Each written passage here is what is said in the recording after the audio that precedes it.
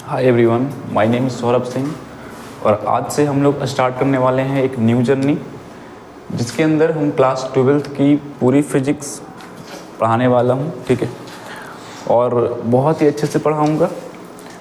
ये chapter class 12th के जितने सारे चैप्टर होंगे, ठीक है, उसमें से सारे चैप्टर्स आपको बहुत अच्छे से क्लियर हो जाएगा। ठीक है, तो आज से हम लोग, ये हमारा पहला दिन है।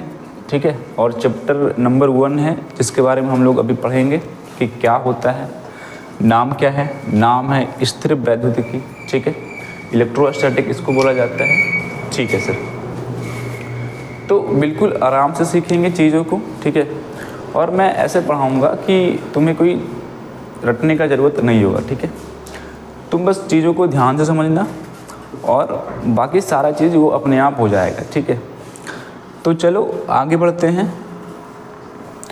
ये देखो, थोड़ा सा पहले मेरे बारे में जान लो। ठीक है, कि मैं कौन हूँ। तो मैंने क्लास 10th में 468 मार्क्स, ठीक है,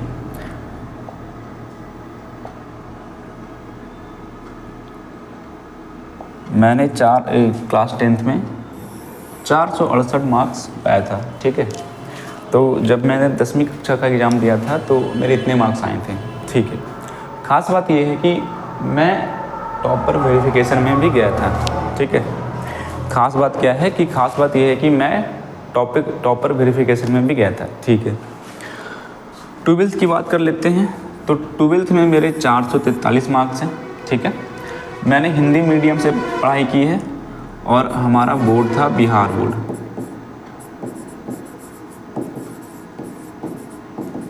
ठीक है, फिर मैंने जेईई मेंस दिया। जेईई मेंस पास करके मैंने बीटेक किया।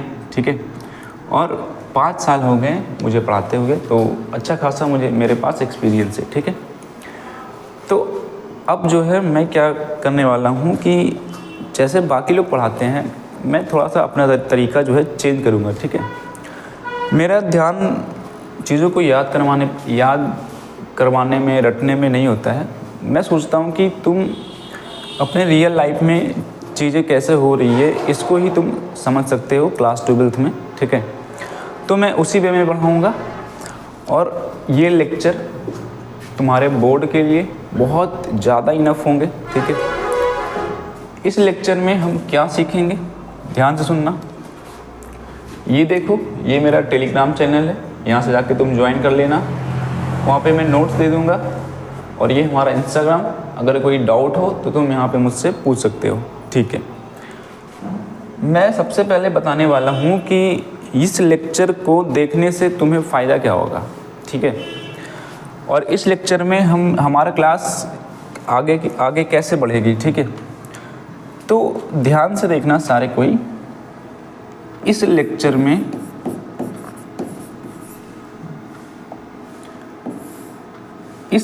में ठीक है, मैं कराने वाला हूँ थ्योरी। ठीक है, जहाँ मैं कराने वाला हूँ थ्योरी, और मैं एक थ्योरी भी नहीं छोड़ने वाला हूँ जहाँ से सवाल बिहार बोर्ड में आया हो। ठीक है,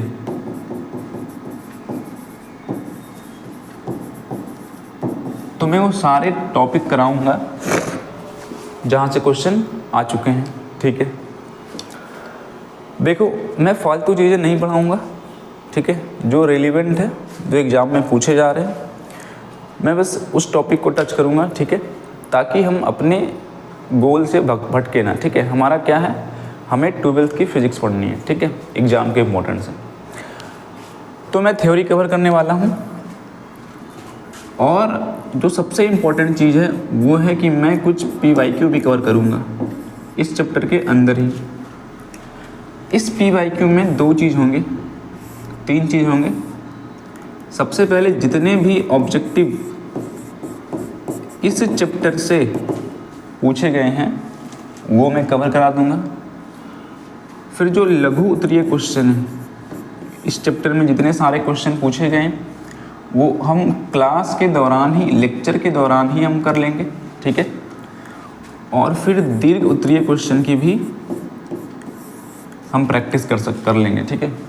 तो तुम्हारा लेक्चर ऐसे चलने वाला है, हम थ्योरी पढ़ेंगे, ठीक है, और थ्योरी पढ़ने के बाद उस थ्योरी पर जो भी क्वेश्चन बिहार बोर्ड पूछा है उसको सॉल्व करेंगे, ठीक है। तो ऑब्जेक्टिव सब्जेक्टिव सारा कुछ कवर करने वाला हूँ। ये लेक्चर, ठीक है, बोर्ड के लिए बहुत इनफ है, इससे तुम अच्छा खासा स्कोर कर सकते हो, ठीक है। इतनी चीज़ें समझ में आ चुकी होगी, ठीक है, मैंने क्या बोला। अब ज़रा स्टार्ट करते हैं इस चैप्टर को, और सारे लोग केवल मेरी बातों को सुनते जाओ, ठीक है। सारे लोग मेरी बातों को केवल ध्यान से सुनना। देखो, चैप्टर का जो नाम है, चैप्टर का नाम है स्थिर वैद्युतिकी, ठीक है, स्थिर वैद्युतिकी, ठीक है। तो चैप्टर का नाम क्या है? चैप्टर का नाम है स्थिर वैद्युतिकी, ठीक है। इंग्लिश में इसको बोला जाता है इलेक्ट्रोस्टैटिक। क्या बोलते हैं इंग्लिश में इसको? इंग्लिश में इसको बोलते हैं इलेक्ट्रोस्टैटिक, ठीक है। तो मेरे भाई, सबसे पहले तुम्हें ये चीज़ समझनी होगी कि इलेक्ट्रोस्टैटिक है क्या, ठीक है। स्थिर वैद्युतिकी होती क्या है, ठीक है। तो इसको ऐसे समझो कि जो इलेक्ट्रोस्टैटिक है वो फिजिक्स का एक ब्रांच है, ठीक है। स्थिर वैद्युतिकी फिजिक्स की एक शाखा है, ठीक है। एक ऐसी शाखा जिसके अंदर हम रेस्ट चार्ज के ऊपर में बात करते हैं। विराम अवस्था में, ठीक है, विराम अवस्था में रहने वाले आवेश के ऊपर बात करते हैं। मैंने क्या बोला, समझ में आया क्या? मैंने बोला कि स्थिर वैद्युतिकी फिजिक्स का वो ब्रांच है जिसके अंदर हम एक रुके हुए आवेश के बारे में पढ़ते हैं, ठीक है।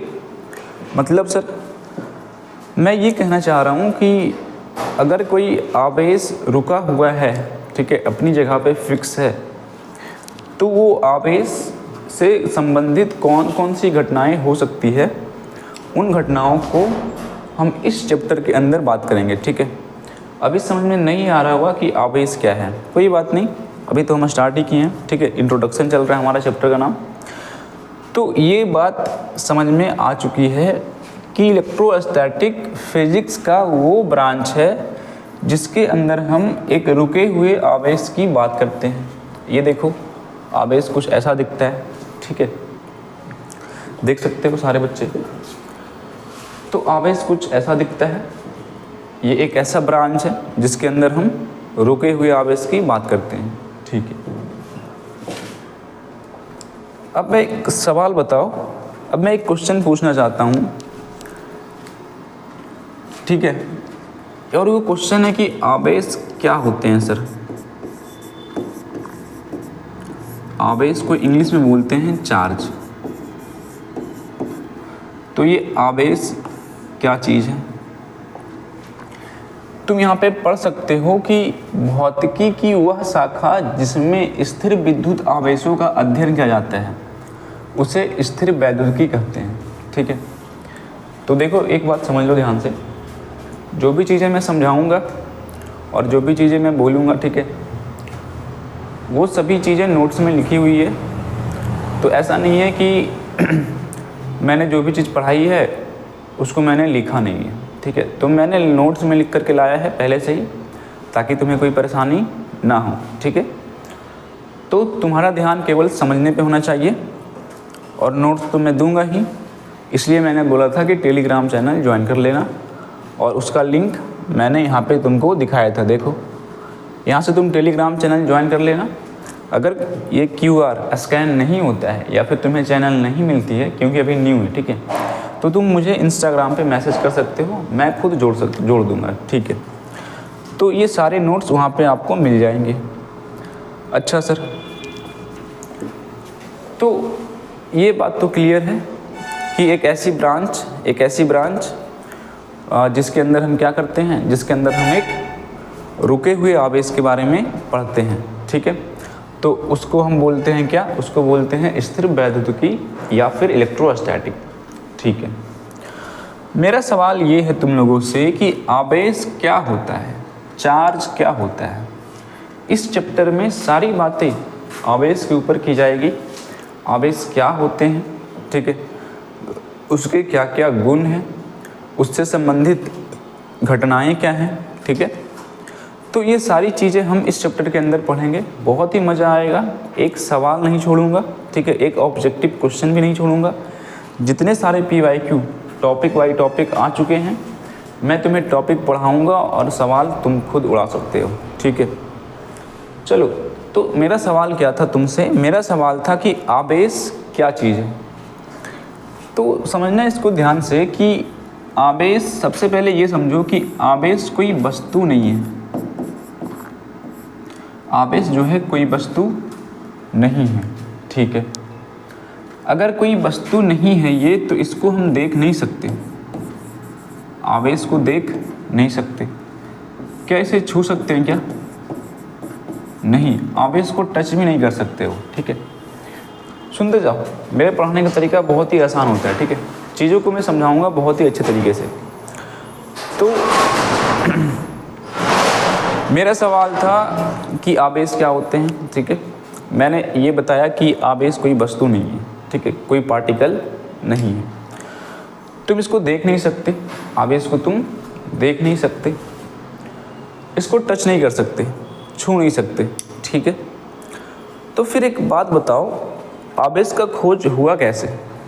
अगर मैं आवेश को देख नहीं सकता, ना ही मैं उसे टच कर सकता हूँ और कोई वस्तु नहीं है वो, तो आवेश की खोज हुई कैसे? तो इसका जवाब है, आवेश का खोज हुआ प्रयोगों द्वारा, ठीक है, एक्सपेरिमेंट द्वारा। साइंटिस्टों ने बहुत सारे एक्सपेरिमेंट किए, बहुत सारे प्रयोग किए, और प्रयोग करने के बाद कुछ ऐसी चीज़ें मशीनों में डिटेक्ट हुई जिसे हम आवेश के नाम से जानते हैं, ठीक है। तो ज़रूरी नहीं है कि अगर कोई चीज़ ना दिखे या कोई चीज़ वस्तु ना हो तो वो इस दुनिया में संभव नहीं है, ठीक है, ठीक है। तो ऐसा नहीं है कि अगर कोई चीज़ नहीं दिखेगा या फिर उसको टच नहीं कर सकते हैं तो उसका अस्तित्व ना हो, नहीं, आवेश का अस्तित्व है, ठीक है। अगर तुम आवेश को फील करना चाहते हो, महसूस करना चाहते हो, तो तुम एक्सपेरिमेंट द्वारा आवेश को फील कर सकते हो, ठीक है। ऐसी बात नहीं है, तुम एक्सपेरिमेंट द्वारा आवेश को फील कर सकते हो, मतलब उसको महसूस कर सकते हो, ठीक है सर। तो इतनी बातें समझ में आई क्या कि आवेश क्या होते हैं, ठीक है। सारी चीज़ें मैं क्लियर कर दूंगा, तुम्हारे दिमाग में जो भी सवाल उठेंगे उन सवालों का आंसर मैं पढ़ाने के दौरान ही तुम्हें दे दूंगा, ठीक है। वो अपने आप क्लियर होते जाएंगे। मैंने बोला कोई वस्तु नहीं है, ठीक है, तुम देख नहीं सकते और तुम टच नहीं कर सकते, बट तुम एक्सपेरिमेंट के द्वारा उसे फील कर सकते हो, उसे महसूस कर सकते हो, ठीक है। उस चीज़ को तुम एक्सपेरिमेंट के द्वारा या फिर तुम प्रयोगों के द्वारा तुम आवेश को महसूस कर सकते हो, ठीक है। लेकिन मुझे तो ये बताओ, आवेश क्या है? आपने बताया कि आवेश वस्तु नहीं हो सकता, ना ही तो हम इसे देख सकते हैं, ना ही इसे हम टच कर सकते हैं, बट आवेश है क्या? कोई पूछेगा हमसे तो हम क्या जवाब देंगे, ठीक है। आवेश क्या है? तो मेरी बात को ध्यान से समझना, आवेश क्या है उसको बताने से पहले ज़रा मुझे इस सवाल का आंसर बताओ। सारे बच्चे देखो ध्यान से, क्या लिखा हुआ है, ठीक है, क्या लिखा हुआ है यहाँ पे। तो पहला में है कि कंघी से बाल का आकर्षित होना, ठीक है, तुम लोगों ने देखा होगा ऐसा। और दूसरा है गुब्बारा दीवार से चिपक जाना, ये भी देखा होगा, ठीक है। तो ध्यान से इसको देखो बोर्ड पर और मुझे देख करके बताओ कि क्या किसी को इसका आंसर पता है क्या, कि कंघी से वो छोटे छोटे कागज़ के टुकड़े क्यों चिपक गए, ठीक है। यहाँ पे दीवार से बलून अपने आप क्यों चिपक गया, क्या कोई जानता है क्या इसके बारे में? किसी को थोड़ा बहुत आइडिया होगा, बोल सकते हो, कोई तकलीफ वाली बात नहीं है, ठीक है। हम यहाँ पे सीखने आए हैं, तो गलत हो सही हो उसका तो बात ही नहीं है, तुम्हें पता हो तो तुम बता सकते हो, ठीक है। तो ये दो घटना तुम्हारे सामने है। एक है कि कंघी में छोटे छोटे कागज़ के टुकड़े चिपक गए उसको पास ले जाने पर, और दूसरा था कि अगर तुम एक बलून जो है वो दीवार से अपने आप चिपका हुआ है, ठीक है। ऐसा क्यों, किसी को पता है? कोई बात नहीं, मैं बताता हूँ, ठीक है। देखो, इसका जवाब अगर मैं एक शब्द में दूँ कि ऐसा क्यों होता है, तो इसका जवाब एक शब्द में होगा कि ये सब आवेश के कारण हो रहा है। किसके कारण? आवेश के कारण, ठीक है। मैंने सिंपल सा जवाब दे दिया कि सर ये दोनों जो घटनाएं हैं, कंघी से कागज़ का चिपक जाना और इस बलून का दीवार से चिपक जाना, ये किसके कारण हो रही है? ये किसके कारण हो रही है? ये हो रही है आवेश के कारण, ठीक है। ये हो रही है आवेश के कारण। क्या इतनी बातें समझ में आई क्या? ठीक है, कि ये दोनों घटनाएं आवेश के कारण हो रही है, चार्ज के कारण हो रही है। मैं बात करूँगा, मैं उसी चीज़ पे आने वाला हूँ कि आवेश क्या है। मैं उस चीज़ पे आने वाला हूँ कि आवेश क्या है, परिभाषा क्या होगा। पहले चीज़ों को अच्छे से समझो तो, ठीक है। तो ये चीज़ें क्लियर है। अब मैं आता हूँ अपने अंतिम उत्तर पर कि आवेश क्या है। आपने तो बताया नहीं अभी तक, तो ध्यान से देखना मेरे भाई, आवेश क्या है मैं बताने जा रहा हूँ, ठीक है। आवेश कोई वस्तु नहीं है, आवेश को हम देख नहीं सकते और आवेश को हम टच नहीं कर सकते, क्योंकि आवेश एक गुण है, प्रॉपर्टी है, ठीक है। ध्यान से समझना। जैसे मान लो मेरे पास 1 मिनट में 1 किलोमीटर दौड़ने की क्षमता है, ठीक है। मेरा ये क्षमता है कि मैं 1 मिनट में 1 किलोमीटर दौड़ सकता हूँ, ठीक है। समझना क्या मैं बताने वाला हूँ। तो मैं बोलूँगा कि मेरे अंदर गुण है 1 किलोमीटर दौड़ने का, ठीक है। या फिर मैं बोलता हूँ कि मैं जो है पढ़ने में तेज़ हूँ, ठीक है। मैं पढ़ने में तेज़ हूँ। तो ये पढ़ने में तेज़ क्या है? ये मेरा गुण है, ठीक है। ये क्या है? ये मेरा गुण है। मान लो कोई खाने में शौकीन हो, ठीक है, उसे खाना खाना बहुत पसंद हो, तो वो जो खाने में शौकीन है वो उसका गुण है, ठीक है। तो मैंने अभी ये बोला कि आवेश भी एक गुण है, ठीक है। आवेश भी एक गुण है। जैसे मेरा था, मैं पढ़ने में तेज़ हूँ, मेरा ये गुण था। कोई खाने में अच्छा है, कोई खाने का शौकीन है, वो उसका गुण हो गया। तो सेम इसी तरीके से आवेश एक गुण है। पर बात आती है कि किसका? जैसे पढ़ने में तेज़ तो मेरा गुण था, खाने में शौकीन उसका गुण था। तो आवेश अगर एक गुण है, प्रॉपर्टी है, तो किसकी है वो? किसकी प्रॉपर्टी? किसी का तो होगा वो, ठीक है। तो आवेश पदार्थ का गुण है। किसका गुण? पदार्थ का, ठीक है। आवेश किसका गुण है? पदार्थ का। इतनी बात पहले समझ में आई क्या? मैंने बोला आवेश पदार्थ का एक गुण है, ठीक है। प्रॉपर्टी ऑफ मैटर, मतलब मैटर का एक प्रॉपर्टी है, ठीक है। तो आवेश क्या है? आवेश पदार्थ का एक गुण है, ठीक है सर। लेकिन ये कैसा गुण है? ठीक है, ये पदार्थ के पास गुण है, ठीक है। आपने बोल दिया कि आवेश जो है वो पदार्थ का एक गुण है, बट वो कैसा गुण है? ठीक है, जैसे मेरा गुण था कि मैं पढ़ने में तेज़ हूँ, ठीक है, उसका था वो खाने में शौकीन है। तो ये पदार्थ के पास जो गुण है वो कैसा गुण है? आवेश कैसा गुण है? ठीक है, उससे वो क्या कर सकता है? वो पदार्थ उस गुण से क्या कर सकता है? तो समझना ध्यान से कि पदार्थ का वह गुण, ठीक है, पदार्थ का वह गुण जिसके कारण ये पदार्थ, ठीक है, किसी दूसरी वस्तु पर विद्युत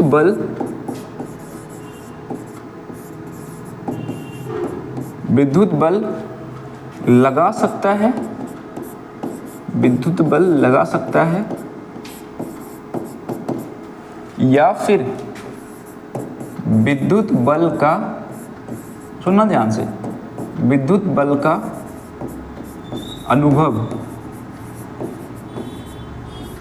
अनुभव कर सकता है। ठीक है, विद्युत बल्ब का अनुभव कर सकता है। मैं समझाता हूँ मैंने क्या लिखा है। ठीक है, तो मैंने जो चीज़ पहले बोली है उसको अपने दिमाग में डाल लो। मैंने ये बोला कि आवेश एक गुण है। किसका गुण है? पदार्थ का। कैसा गुण है? तो एक ऐसा गुण जिसके कारण वो पदार्थ विद्युत बल लगा सकता है किसी दूसरे वस्तु पर, या फिर इस बल को खुद अनुभव कर सकता है। ठीक है, एक ऐसा गुण जिसके कारण वो पदार्थ किसी दूसरे पदार्थ पर विद्युत बल लगा सकता है या फिर उस बल को खुद अनुभव कर सकता है। ठीक है, तो इस गुण को ही नाम दिया गया है आवेश। क्या आवेश की चीज़ें दिमाग में चली गई, समझ में आई क्या? ठीक है, आसान लगा, अब तुम कभी नहीं भूल पाओगे। ठीक है, अगर कोई पूछते कि आवेश क्या है तो तुम्हें याद करने की ज़रूरत नहीं है, तुम अपने दिमाग से उसका जवाब दे सकते हो। ठीक है, तो मैं ऐसे ही पढ़ाता हूँ। ठीक है, क्या बोला एक बार फिर से सुन लो। आवेश क्या है? कोई पूछे क्या है तो बोलना पदार्थ का गुण है। कैसा गुण है? एक ऐसा गुण जिसके कारण वो विद्युत बल लगा सकता है किसी दूसरी वस्तु पर या फिर विद्युत बल का अनुभव कर सकता है। ठीक है, या फिर विद्युत बल का अनुभव कर सकता है। ठीक है, तो ये हो गई आवेश के बारे में बता दिया मैंने। कुछ चीज़ें और सुन लो इसके बारे में। ठीक है, जो इम्पोर्टेंट है, जो बिहार बोर्ड के पॉइंट ऑफ व्यू से अगर देखें तो इम्पोर्टेंट है। ठीक है, तो ये तो हो गया आवेश क्या है, समझा दिया मैंने। अब ध्यान देना कि जो आवेश है, आवेश को इंग्लिश में क्या बोलते हैं? इंग्लिश में बोलते हैं चार्ज। इसको दिखाने के लिए हमने एक वर्ड चुना और वो है क्यू। ठीक है, क्या है? क्यू। तो आज से अगर मुझे आवेश को शॉर्ट में दिखाना होगा तो मैं केवल वहाँ पे क्यू लिख दूंगा। क्यू का मतलब आवेश। ठीक है, क्यू का मतलब क्या हो गया? आवेश। अगर मैंने कहीं पे क्यू लिखा है तो उसका मतलब क्या हुआ कि वो चार्ज के बारे में बता रहा है। ठीक है, शॉर्ट फॉर्म है किसका? आवेश का। ये चीज़ें समझ में आई क्या? इम्पोर्टेंट थी ये। दूसरा, आवेश का मात्रक। ठीक है, आवेश का मात्रक, आवेश का मात्रक। ठीक है, तो तुम लोग को पता होगा कि मात्रक दो तरह के होते हैं। एक होता है एसआई मात्रक और एक होता है सीजीएस मात्रक। ध्यान रखना, इस पे बिहार बोर्ड ने ऑब्जेक्टिव क्वेश्चन पूछ रखा है इस टॉपिक पे, तो इसको ज़रा ध्यान से समझना एक बार। ठीक है, मैं वो क्वेश्चन लेके भी आया हूँ जो क्वेश्चन पूछा गया है। टॉपिक पढ़ेंगे, क्वेश्चन करेंगे, ये साफ है। ठीक है, और जहाँ पे मैं बोल दूँ इम्पोर्टेंट एग्जाम में आ चुके हैं तो वो वहाँ पे ध्यान से समझना। ठीक है, तो मैंने क्या बोला कि मैंने बोला कि आवेश का जो मात्रक है वो दो तरह का होता है, एसआई मात्रक और सीजीएस मात्रक। सबको पता है एसआई मात्रक क्या होता है, सीजीएस मात्रक क्या होता है। एसआई मात्रक मतलब जो पूरे दुनिया में चलती हो। ठीक है, पूरे विश्व में जो चलती है वो हमारा एसआई मात्रक है। ठीक है, तो आवेश का एसआई मात्रक कूलाम है। क्या रखा गया है? कूलाम। और इसको दिखाते हैं सी से। ठीक है, आवेश का एसआई मात्रक क्या रखा गया है? कूलाम। और जो सीजीएस मात्रक है वो है स्टैट कूलाम, स्टैट कूलाम। ठीक है, इस वर्ड को बहुत ही अच्छे से ध्यान में रखना। इस वर्ड को सारे बच्चे बहुत ही अच्छे से अपने दिमाग में रखेंगे क्योंकि इस पे तुमसे सवाल पूछा जा चुका है कि आवेश का सीजीएस मात्रक क्या है? Stat coulomb. इसको शॉर्ट में कैसे लिखेंगे? तो ESU लिखा जाता है या फिर इसको इंग्लिश में लिखा जाता है STAT स्टैट और C लिख देगा। ठीक है, स्टैट कूलम। ध्यान रखना शॉर्ट फॉर्म में क्या क्या किया जाता है? ESU या फिर स्टैट कूलम। ठीक है, बात क्लियर है यहाँ तक? कोई दिक्कत नहीं। तो तो ESI मात्रक कूलम है, CGS मात्रक स्टैट कूलम है, ठीक है, CGS मात्रक स्टैट कूलम है। अब जरा ध्यान देना, मुझे ये बताओ ESI मात्रक और CGS मात्रक में कौन सा मात्रक बड़ा है और कौन छोटा है, कौन सा यूनिट बड़ा यूनिट है और कौन सा यूनिट छोटा यूनिट है। तो ये याद कर लो, अगर किसी को नहीं पता है तो याद कर लो, ठीक है। क्या याद करेगा? याद ये करना है कि ESI मात्रक हमेशा बड़ी होती है, ठीक है। ESI यूनिट जो होती है वो क्या होती है? वो हमेशा बड़ी होती है, ठीक है। यानी कि ESI मात्रक क्या था? आवेश का ESI मात्रक, आवेश का ESI मात्रक क्या था? कूलम था, ठीक है। दिखाते हैं C से। CGS मात्रक क्या था? बताओ ध्यान से। CGS मात्रक था स्टैट कूलम, अभी मैंने बताया था स्टैट कूलम। दिखाते हैं ESU से या फिर स्टैट C से, ठीक है। अब सारे बच्चे बहुत ही ध्यान से एक बार जरा इस डिब्बे के अंदर देखो। अभी जो मैं लिखने वाला हूँ बहुत इम्पोर्टेंट है, बहुत इम्पोर्टेंट है। सवाल इस पे आ चुका है और वो है 1 कूलम बराबर 3 गुना 10⁹ स्टैट कूलम होता है, ठीक है। 1 कूलम इज इक्वल्स टू 3 गुना 10⁹ स्टैट कूलम, ठीक है। ये रिलेशन पे ऑब्जेक्टिव क्वेश्चन बन चुके हैं, इसलिए मैं बोल रहा हूँ इसको ध्यान में रख लो, ठीक है। 1 कूलम बराबर कितना? 3 गुना 10⁹ स्टैट कूलम, ठीक है। और इसको घुमा के भी एक सवाल बनाया गया, ठीक है। देखो ध्यान से देखो, मैं क्या बोल रहा हूँ समझना, ठीक है। मैंने अभी बताया कि 1 कूलम बराबर होता है 3 गुना 10⁹ ESU, ठीक है।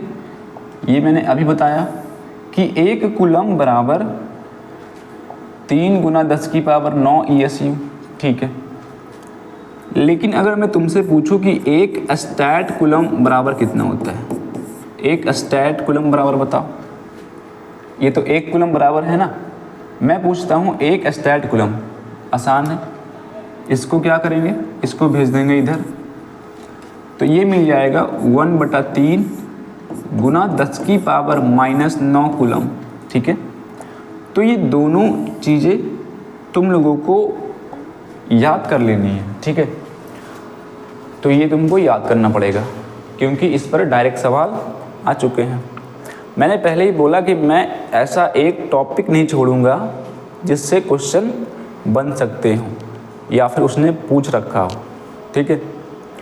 तो इन दोनों पर उसने सवाल बनाया है ऑब्जेक्टिव में, तो इसको ज़रा ध्यान से रखना एक बार। 1 कूलम बराबर 3 गुना 10⁹ ESU स्टैट कूलम और 1 स्टैट कूलम बराबर 1/3 गुना 10⁻⁻9 कूलम, ठीक है। ये चीज़ें तुमको अच्छे से कर लेनी है, ठीक है। अब देखो ज़रा ध्यान से, मैंने क्या बताया उस पर देखो क्वेश्चन। मैंने बोला था ना कि जो मैं बताऊंगा उसको ध्यान से करना, उसी से सवाल में, उसी से एग्ज़ाम में क्वेश्चन आ रहे हैं, ठीक है। तो मैं कोई फालतू बातें करने नहीं आया हूँ, मैं तुम्हें जो चीज़ें पूछी जा रही है बस उसी के ऊपर, ठीक है, अपना कंटेंट लेके आया हूँ, ठीक है। तो देखो बताओ इसका आंसर क्या होगा सारे लोग, क्या इसका आंसर होगा? सवाल में पूछा गया है 1 स्टैट कूलम बराबर कितना कूलम होता है। मैंने तुम्हें 2 चीज़ें बोली थी, याद कर लेना कि 1 कूलम बराबर होता है 3 गुना 10⁹ स्टैट कूलम, ठीक है। मैंने ये बोला था 1 कूलम बराबर 3 गुना 10⁹ स्टैट कूलम। लेकिन क्या हमसे 1 कूलम बराबर पूछा है क्या? नहीं, हमसे पूछा है 1 स्टैट कूलम बराबर। तो जब 1 स्टैट कूलम निकालेंगे जब एक स्टैट कूलम निकालेंगे तो कितना आएगा ये, इसको भेज दो इधर 1/3 गुना 10 की पावर -9 कूलम। ठीक है, देखो कहाँ पे आंसर है, 1/3 और गुना में 10 की पावर -9 कूलम, ये इसका आंसर हो जाएगा। ठीक है, तो इसलिए जो चीज़ मैं बोलूँगा याद कर लेना, उसको याद कर लेना। ठीक है, क्योंकि उस पर क्वेश्चन आ चुके हैं। तो ये तुम देख सकते हो कि ये बिहार बोर्ड में 2012 में ये सवाल पूछा गया। ऐसा नहीं है कि एक बार पूछा गया, कई बार पूछे जा चुके हैं। ठीक है, सेम सवाल रिपीट हो रहे हैं, तो ये सब सवालों को अच्छे से कर लेना। ठीक है, आगे बढ़ते हैं। तो मैंने तुम्हें बता दिया कि आवेश क्या होते हैं। ठीक है, देख लो एक बार, नोट्स मैं लिख के लाया हूँ। मैंने बोला था कि मैं जो भी चीज़ें पढ़ाऊँगा वो सारी चीज़ें तुम्हें नोट्स में मिल जाएगी। और ये नोट्स तुम्हें कहाँ से मिलेगी, ये नोट्स तुम्हें टेलीग्राम चैनल पे मिलेगी। ठीक है, उसको मैंने शुरू में ही बताया है कैसे ज्वाइन करना है। ठीक है, एक बार ज़रा पढ़ लेते हैं इसको, क्या लिखा गया है। तो पढ़ो सारे, कोई सभी लोग पढ़ो ज़रा एक बार क्या लिखा हुआ है। इसमें लिखा हुआ है क्या कि आवेश पदार्थ का वह मूलभूत गुण है जिसके कारण वह अन्य आवेशित वस्तुओं पर विद्युत बल लगाता है या फिर उस विद्युत बल का अनुभव करता है। क्या मैंने ये बताया था कि पदार्थ का वह गुण जिसके कारण वो पदार्थ किसी दूसरे वस्तु पर विद्युत बल लगा दे या फिर स्वयं उसका अनुभव कर ले। ठीक है, यही तो मैंने बोला था। हाँ सर, तो ये आवेश का परिभाषा हो गया। ठीक है, एग्जाम में सेम तुम इसको लिख देना। ये मैंने खुद अपने हाथों से नोट्स बनाया है। ठीक है, और मैं चूँकि तुमको पता है कि मैंने 468 मार्क्स 10th में और 443 12th में लाए। ठीक है, तो मैं ऐसे ही नहीं बोल रहा हूँ। ठीक है, मैं अपने एक्सपीरियंस से और जहाँ तक मैंने चीज़ें देखी है उसके हिसाब से बोल रहा हूँ। ठीक है, उसके बाद देखो, उसके बाद क्या है, उसके बाद है कि विद्युत आवेश की SI और CGS इकाई। SI मात्रक और CGS मात्रक। तो SI मात्रक क्या है, कूलम है। ठीक है, संकेत C है। और ये देख लो, एक इम्पॉर्टेंट चीज़ें लिखी हुई है, एक कूलम बराबर लगभग 6.25 गुने 10 की पावर 18 इलेक्ट्रॉन। क्या है सर, इसने बोला कि एक कूलम के अंदर कितने इलेक्ट्रॉन होंगे, तो ये होगा 6.25 गुना 10 की पावर 18 इलेक्ट्रॉन। अभी तुम्हें ये सब समझ में नहीं आ रहा होगा कि कूलम है, इलेक्ट्रॉन आ गया। बताऊंगा जब मैं इस टॉपिक को ध्यान से पढ़ेंगे। ठीक है, ये याद करने वाली चीज़ें हैं, तो तुम्हें याद करना पड़ेगा कि एक कूलम में कितना इलेक्ट्रॉन होता है। तो 6.25 गुना 10 की पावर 18। ये देखो, ये इम्पोर्टेंट है। CGS यूनिट स्टैट कूलम या फिर ESU ऑफ चार्ज। क्या है प्रतीक, स्टैट और C या फिर ESU। और बताओ, एक कूलम बराबर 3 गुना 10 की पावर 9 स्टैट कूलम। और जब एक स्टैट कूलम निकालेंगे तो जब मैं इसको इधर भेजूंगा, डिवाइड करूंगा, तो ये इतना आएगा। इस चीज़ को तुम ऐसे याद रखो। ठीक है, इसको तुम ऐसे याद रखना, एक स्टैट कूलम बराबर 1/3 गुना 10 की पावर -9 कूलम। ठीक है, दोनों चीज़ें सेम ही है, ये चीज़ें और ये सेम है। ठीक है, तो तुम इसको याद रखना ज़्यादा। ठीक है, अगर कहीं ऑप्शन में ये दिख जाए तो ये भी सही होगा। ठीक है, इतनी सारी चीज़ें क्लियर है, आगे बढ़ें।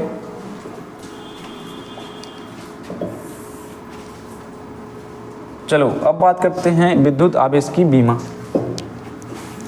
कितना टाइम है, 10 मिनट। ठीक है, तो अब सारे कोई ध्यान से देखना। अब मैं बताने वाला हूँ विद्युत आवेश की बीमा, और ये टॉपिक इम्पोर्टेंट है। मैं फिर से बोल रहा हूँ, मैं स्टार बनाने वाला हूँ। और अगर मैंने कहीं पे स्टार बनाया तो समझ जाना उससे क्वेश्चन आ चुके हैं। ठीक है, समझ जाओगे कि उससे क्वेश्चन आ चुके हैं। ज़रा एक बार समझ लेते हैं कि जो विद्युत आवेश है वो क्या होते हैं।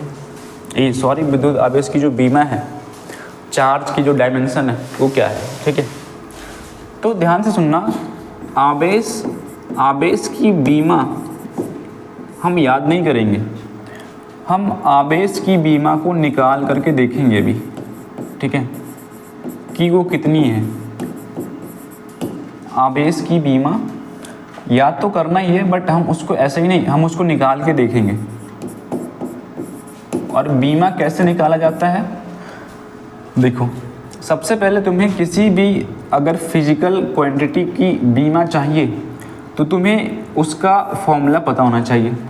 फॉर्मूला क्या है आवेश का? आवेश का फॉर्मूला है Q = I/T, ठीक है, Q = I/T, ये आवेश का फॉर्मूला है, ठीक है, आवेश का सूत्र है।